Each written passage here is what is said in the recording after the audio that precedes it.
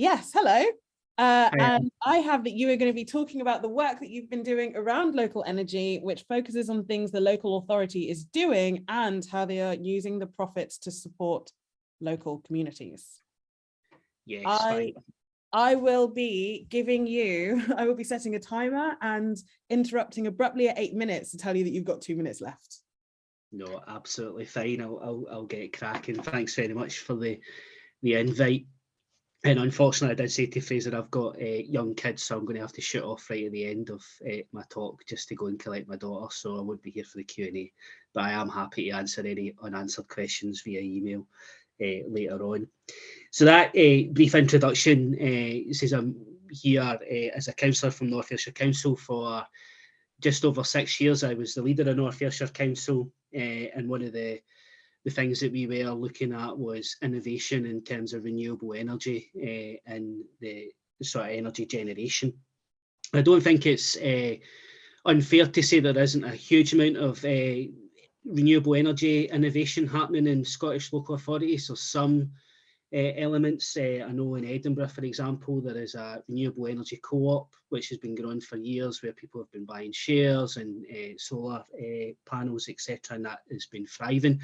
There is also a big project in Glasgow as part of the Clyde mission, where they're looking to generate energy from the River Clyde. But that is a very ambitious £30 billion project, which isn't anywhere near delivery stage. But apart from that, up until now, there has been small bits and pieces done on district heating schemes. I don't think there's much more that you could say in terms of real innovative policy initiatives. In North Ayrshire, we were trying to do something a wee bit more innovative as part of our community wealth building sort of project. So community wealth building, for those that are unaware, is a sort of different approach to economic development, looking at how you can use the powers and assets that the local state has at its disposal. So looking at stuff like procurement spend and making sure that that's spent in the local economy and regional economy. How do public bodies use sort of buildings and assets that they own differently, not just selling them off to get a capital receipt, but putting them back into productive use for communities. And a big part of that community wealth building approach that we were taking was looking at how we made financial decisions at budget time. And one of the big decisions that we made was to refinance some council loans, to set that aside in what we called an investment fund, and then to use that investment fund to start investing in council-owned renewable energy. So part of the project there was mapping out the land that we owned as a council, and we had two particular sites that were of interest to me.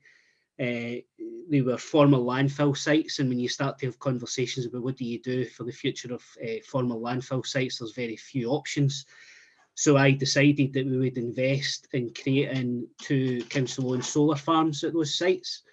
They would be multi-million-pound investments, but they would then generate 2/3 of the council's energy needs going forward. They would bring in about £25 million of fresh income to the council over the lifespan of the business case, which was 20 years. And that was £25 million that we could then reinvest into our local communities.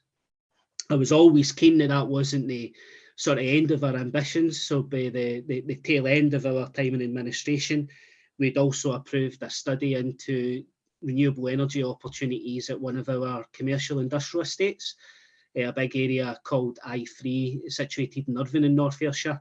It's actually Scotland's life skills enterprise zone.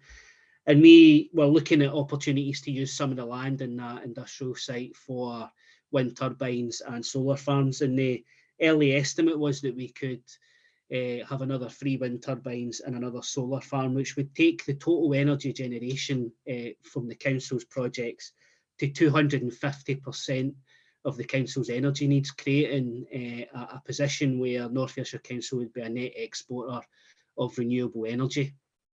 We were exploring the opportunities to maximise the benefit of that. We were looking at how we could sell that to other public bodies in Ayrshire. So exploring whether or not we could channel the energy through to the NHS to power the local community hospital, exploring opportunities for the college to purchase the energy and have the energy power the local college in Cullinane.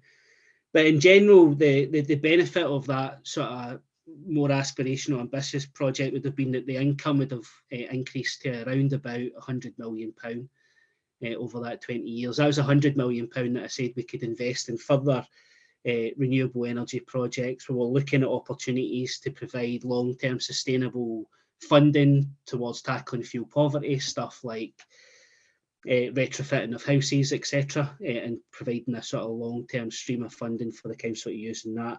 And the other bit with my community wealth building hat was in developing a fund that could support the creation of new cooperatives and other types of business models that would help sort of stick the wealth in the local community into the local economy.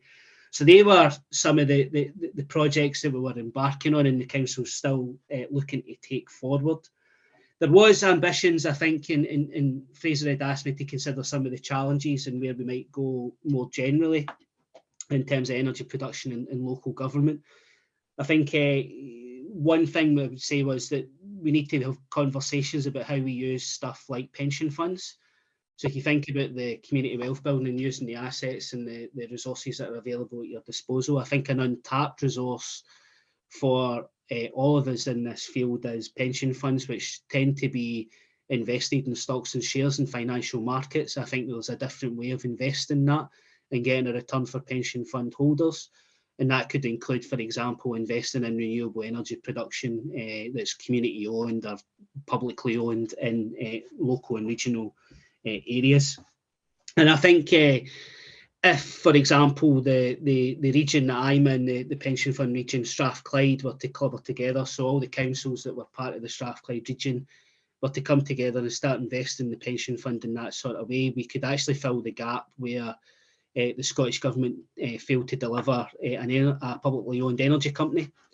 The mass of the investment that we would have at the pension fund, I think, would give us the opportunity not just to look at renewable energy generation, but actually to be looking at interventions in the energy market in terms of selling to customers as well. And they were conversations that had started with some of my colleagues in local government. In terms of challenges, I think one is absolutely about bureaucracy and the kind of management mindset within local government in general. I think particularly during the austerity years, it seems that things have become very timid. There's a real lack of innovation. There's probably a lack of some political leadership as well within local government, where a lot of councils are run by officials. And I don't think that leads to sort of really innovative and progressive outcomes. So I think there's a challenge there in terms of getting politicians in local government to act like politicians and show a bit of political leadership. But I think there's also technical issues for areas like North Ayrshire, which are stuff like connections to the grid. One of the sort of slow aspects of the projects that we've embarked on is trying to get grid connections, and absolutely it's not set up for councils or community groups to be getting grid connections for some of these projects. The process is far too long and cumbersome. Too much bureaucracy involved. And I think if the UK government and the Scottish government were to take a different approach and to invest in sort of grid connections and speed that process up, then we would see a lot more innovation. So for me, there are some of the challenges. As I say, I would hope to have been able to stay a wee bit longer and take part in the Q&A and answer some of your questions. But if there is any questions that are left unanswered by the next speaker Martin or Fraser as well, then just get in touch with me via email and I'll certainly answer any of your questions. But that was a whistle-stop tour of some of the energy innovations that we've been undertaking in North Ayrshire. And thanks very much for the invite.